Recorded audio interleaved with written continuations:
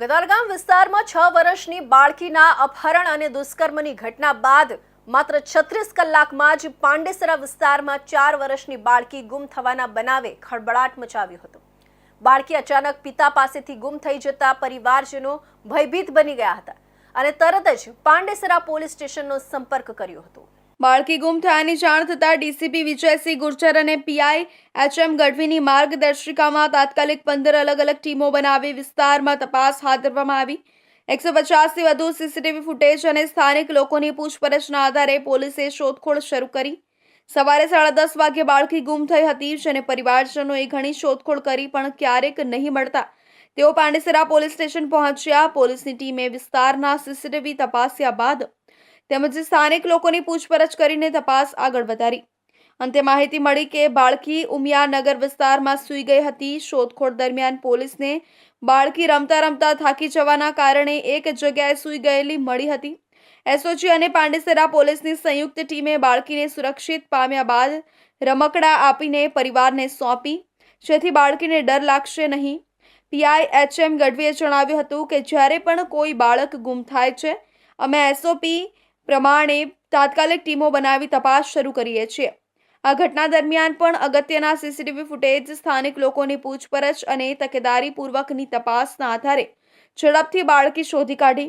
તેમણે વધુમાં ઉમેર્યું કે પોલીસે છેલ્લા 1 વર્ષમાં આ જ એસઓપી હેઠળ 130થી વધુ ગુમ થયેલા બાળકોને શોધી તેમના માતા પિતાને સોંપ્યા છે। પાંડેસરા પોલીસ દ્વારા શ્રમિક માતા પિતાના બાળકો માટે ડે કેરની સુવિધા શરૂ કરાઈ છે, જ્યાં બાળકોને રહેવા અને જમવાની સુવિધા નિઃશુલ્ક છે।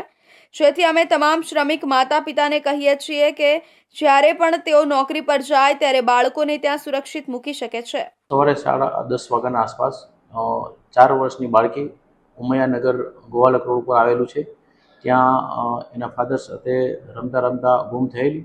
ત્યારબાદ એ લોકોના પરિવાર દ્વારા બાળકીને ઢૂંઢવાનો પ્રયત્ન કરેલો, પરંતુ બાળકી નહીં મળતા 1 વાગે પોલીસ સ્ટેશન આવી અને જાણ કરતા તત્વરી અમારા ડીસીપી સર શ્રી તથા અમારા એસીપી સર શ્રી સૂચનાના માર્ગદર્શન મુજબ તાત્કાલિક અમારી જે સુરત શહેરની એસઓપી મુજબ 1/2 કલાકની અંદર 30 મિનિટની અંદર આખો અમારો જે પોલીસ સ્ટેશનના ડિસ્ટાફ, ચોકી, પીએસઆઈ, પીઆઈ તમામ માણસો ત્યાં પહોંચી અને એની શોધખોળ ચાલુ કરી દે છે। અને જો 1/2 કલાકમાં ન મળે તો ત્યારબાદ ક્રાઇમની, એસઓજીની અને સુરત શહેર આખી પોલીસની મદદ લેવામાં આવે છે। પરંતુ 1/2 કલાકની અંદર જ અમારી જે ટીમ હતી, અમારા જે પોલીસ હતી, ડિસ્ટાફ હતા, પીએસઆઈ હતા, અમે લોકો હતા, સર્વ અમારી આખી ટીમ જઈ અને બાળકીને અમે ગણતરીના મિનિટોમાં જ ગોતી લઈ અને બાળકીના મા બાપને બાળકી સુપરત કરેલી છે। અને આ જ રીતના આ એસઓપી મુજબના અમે આશરે લાસ્ટ યર 130 બાળકો આ જ રીતે અમે પાંડેસરા પોલીસે ગોતી અને એના વાલી વારસને સોંપેલા છે। પાંડેસરા પોલીસની અટકાયતી કામગીરી અને ઝડપી કાર્યવાહીથી બાળકી 4 કલાકથી પણ ઓછા સમયમાં પરિવારને સુપરત થઈ હતી।